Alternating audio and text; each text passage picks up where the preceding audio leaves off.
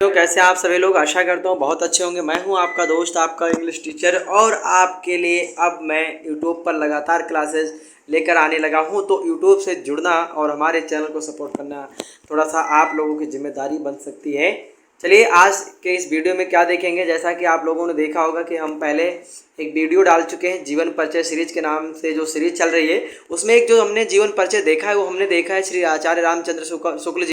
उस वीडियो में आप लोगों ने देखा कि उनके बारे में और उनकी जो प्रमुख रचनाएं थीं, उनका जो जन्म स्थान है, जन्म तिथि है या मृत्यु तिथि है, और फिर उनके बारे में या फिर उनकी फैमिली के बारे में एक ओवरऑल आइडिया देखा हमने, जो कि वही सेम आपको क्या करना होता है, एग्जैक्ट वही समझो कि आपको बोर्ड में लिखना होता है। बहुत अच्छा एक कंटेंट है, बहुत फॉर्मेट है, मतलब ऐसा कुछ आपको अलग से और पढ़ने की ज़रूरत नहीं है, यही आपके लिए मोर देन एनफ है। चलिए तो आज हम किसके बारे में देखेंगे। नाम आप लोग देख ही चुके होंगे, जयशंकर प्रसाद जी के बारे में बात करेंगे, और आप लोग यहाँ पर उनकी तस्वीर भी देख रहे होंगे, जैसा कि ये हैं हमारे श्री जयशंकर प्रसाद जी। चलिए देखते हैं दोस्तों, एक ऐसे व्यक्ति जिनकी रचना महाकाव्य बनी, उन्होंने कामायनी महाकाव्य की रचना की, इंदुमती जैसी कहानियाँ लिखी उन्होंने। साथ ही वीडियो में आपको ये जानने को मिलेगा कि याद रखने की ट्रिक क्या है, और आप लोग बोर्ड में आंसर राइटिंग कैसे करेंगे जब जीवन परिचय दिया जाएगा। ऊपर से 5 नंबर का आता है, 3 नंबर का, और 3 + 2 5 कोई उनकी एक प्रमुख रचनाएं या कृतियाँ बतानी होती हैं। उसके साथ ही ये वीडियो 9, 10, 11, 12 सभी के लिए बहुत ज़्यादा इंपॉर्टेंट है, क्योंकि जयशंकर प्रसाद जी सभी क्लास के लिए काफ़ी महत्वपूर्ण हैं। चलिए देखते हैं इनके बारे में कुछ ध्यान देने योग्य बातें, आप लोगों को कुछ ऐसे फैक्ट्स इनके बारे में जो आप लोग याद रख सकते हैं। प्रसाद जी के बारे में कुछ ध्यान देने योग्य बातें हैं, तो उन बातों में, उन तथ्य में जो आप लोगों को बहुत ज़्यादा इंपॉर्टेंट चीज़ याद रखनी हो ये कि इनका जन्म 30 जनवरी 1889 को हुआ था, और इनका जन्म कहाँ पर हुआ था, काशी में हुआ था। मृत्यु इनकी 1937 में हुई थी, 15 नवंबर, ठीक है। और फिर इनकी जो शिक्षा दीक्षा हुई थी वो कक्षा 8वीं तक हुई थी, इससे ज़्यादा इनकी शिक्षा दीक्षा आगे तक हो नहीं पाई थी। और इनके पिताजी का नाम श्री देवी प्रसाद साहू जी था। इतना जो आप लोगों को है वो 5 पॉइंट याद रखने। जन्म कब हुआ, 30 जनवरी 1889, 30 जनवरी 1889 को इनका जन्म हुआ। जन्म स्थान क्या था, काशी था। और इनके पिताजी का नाम श्री देवी प्रसाद साहू था। 15 नवंबर 1937 को इनका मृत्यु हुई, और शिक्षा दीक्षा इनकी 8वीं तक पूरी हुई, ठीक है।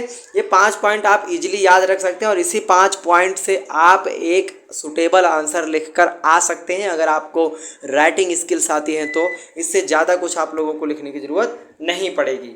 अब आते हैं बात रचनाओं की, तो अगर इनकी हम प्रमुख रचनाएं देखें तो स्कंदगुप्त हैं, अजातशत्रु हैं, चंद्रगुप्त, विशाख, ध्रुव स्वामिनी, करुणालय, कामना, राजश्री, उसके साथ साथ इंद्रजाल, इरावती, तितले, एक घूंट, छाया, आकाशदीप, कंकाल, ये सारी इनकी प्रमुख रचनाएं हैं जो जिनसे क्वेश्चंस आमतौर पर यूपी बोर्ड में पूछे जाते हैं। कामायनी महाकाव्य है, आप सबको पता है, आंसू, झरना और लहर इत्यादि इनकी जो और भी महत्वपूर्ण कृतियाँ हैं जो आप लोगों को ध्यान रखना है। इतना ज़्यादा नहीं ध्यान रखना है, याद रखने का सीधा सा तरीका देखिए कि स्कंदगुप्त, चंद्रगुप्त और अजातशत्रु ये तीनों एक ही हैं, समझ लीजिए, ठीक है। फिर विशाख, ध्रुव स्वामिनी, करुणालय, कामना, राजश्री। फिर तीसरी लाइन एक घूंट, छाया, आकाशदीप, इंद्रजाल, कंकाल, तितली, इरावती, ठीक है। इनमें से 4-5 भी अगर आपको अच्छे से याद होगी, जैसे इंपॉर्टेंट क्या है, इरावती है, ठीक है। उसके बाद में इंपॉर्टेंट आपसे पूछा जाएगा इंद्रजाल, उसके बाद में ध्रुव स्वामिनी पूछ लिया जाता है, अजातशत्रु पूछ लिया जाता है, ठीक है। और कामायनी तो आप लोगों को पता ही है कि पूछा ही जाएगा, मतलब बहुत ज़्यादा पॉसिबिलिटी होती है कामायनी को पूछे जाने की। अब अगला आप पॉइंट देखें, अगर इनकी सामान्य जानकारी देखें इनके बारे में, तो इनका पूरा नाम वैसे बाबू जयशंकर प्रसाद था। आप सबको पता है जन्म काशी में हुआ, लेकिन एक धनी वैश्य परिवार मीन्स की होता है गुप्ता परिवार या बनिया परिवार में हुआ था।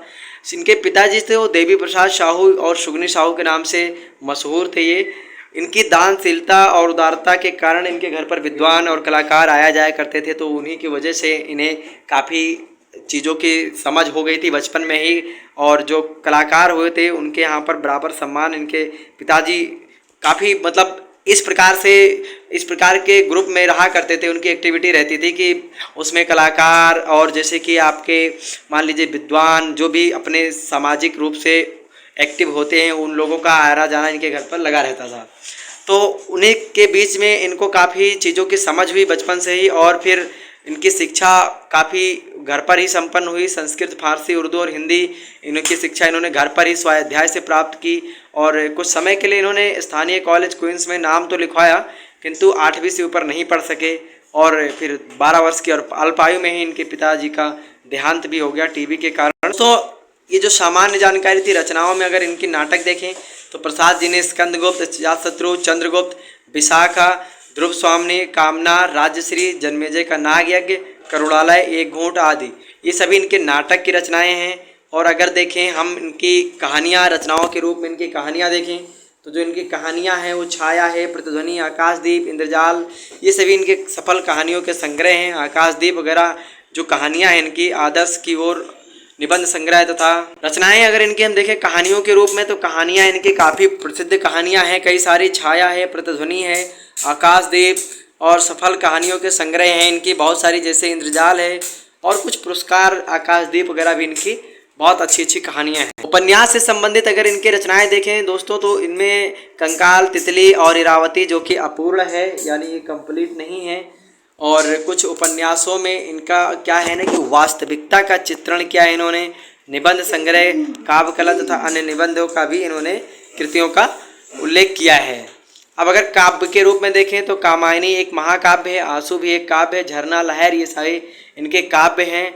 आंसू में प्रसाद जी के विषाद के आंसू हैं, यानी दुख भरे आंसू उन्होंने व्यक्त किए उसमें। और कामायनी तो आप सबको पता ही है, श्रेष्ठ छायावाद महाकाव्य है, ये पॉइंट आप लोग नोट करके रख लेना। कामायनी एक श्रेष्ठ छायावाद महाकाव्य है, काफ़ी इंपॉर्टेंट है, पूछे जाने के चांसेस बनते हैं। तो दोस्तों this is the end of the video, ये वीडियो का अंत है। और बस वीडियो में, आज की इस वीडियो में इतना ही। अगला टॉपिक हमारा फिर किसी एक विशेष महान व्यक्ति के ऊपर होगा जिन्होंने अपने गद्य में, जैसा कि मान लीजिए अगर मैं आपसे बताऊं तो अगला जीवन परिचय महादेवी वर्मा जी का लेकर आएंगे हम लोग, जो कि वो भी बहुत ज़्यादा इम्पॉर्टेंट हैं उत्तर प्रदेश बोर्ड के लिए। तो आप लोग अपनी तैयारियां करते रहें और चैनल से जुड़े रहें। धन्यवाद वीडियो को अंत तक देखने के लिए। अपने मित्रों और दोस्तों के साथ शेयर जरूर करें।